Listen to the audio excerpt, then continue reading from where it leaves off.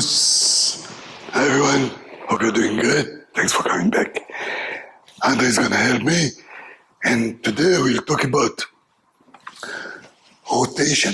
So simple rotation is probably the most important body dynamics and the most common in any sport. Right? If you play golf, right? If you play baseball, if you do a shot put, think of any sport. Rotation is the major way to produce force. But, you know, at the beginning, it's okay to make the rotation from the hips. But Sensei Nishiyama used to emphasize, rotate from the inside, from the spine, or the muscle attached to your spine. Yes, and let me just tell you, look, some things are very easy to fix. To see that the elbow is moving in a shortest line, inside your hip line, for example. Shoulder is soft, connection inside muscle, attack to the center. Those things are, I'm not saying it's easy to fix, but easy to see and therefore quicker to fix. But some things are intangible, they're almost invincible. They're concepts. And, you know, you have to internalize it. You have to be very sensitive, and it's really helpful if you have feedback. For example, I tell people to move on the floor, so I give them this exercise that somebody give me slight resistance, and now I can feel if I move on the ground. I can feel if I use the floor. And maybe against the air, you might imagine that you move on the floor, but you move on the top. So in the same way, moving from the center, from the very inside, can be, you can get feedback. And so you want to use your breathing first of all. And the spine is about fourth or fifth in diameter than the hips. That's why if you learn to move from the spine, you can, the speed, initial speed can be 4 to 5 times faster, right? But then if you move on the hips, likewise, in the kata, even in Anshodan, when you make rotation, you want the rotation small as possible. While you rotate small, faster. So learn to move on the spine. And Sensei Nishiyama used to emphasize this, so I understood it years ago, and I think that I could do it. But I understood it even more through wrestling because I got feedback and I bring it into my karate.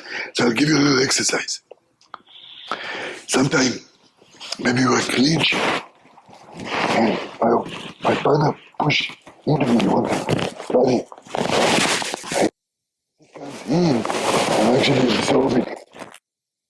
And as I absorb, I use his push to. But the twist has to come from here. And if I twist from here, I can feel that I have to spend much more energy. Right? Against the air, it's, when you punch, it's harder to feel. But when you try to move a person, especially if it's a bigger person, move from the top, it's gonna be difficult. Move from the inside, not even from the hips, and continue to use the floor. And I can twist into either direction. You see, I push, I twist, and it should be a throw, but I don't want to throw now, but twist from the inside.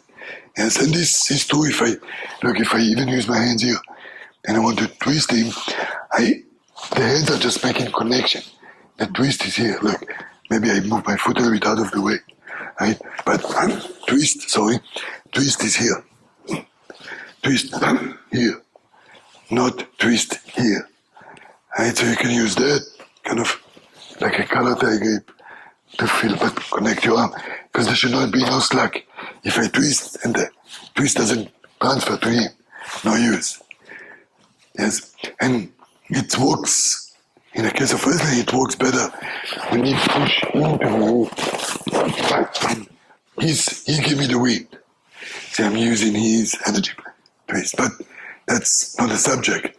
The subject is any rotation out. I start slowly, breathing control, center, in any direction. And for sure use the flow. And step by step, quick. Here, here, the arm are just extension. It's inside muscle, outer muscle follow. Those are the big power muscle. And technique is just expression. So we call it a ripple effect. Right? From the inside, outside, more outside. And again, it's knowing it is one thing. Practice in many ways. Maybe use the partner to grip and twist to feel it. Face the mirror, you can, get feedback for the mirror. Thank you, Andre.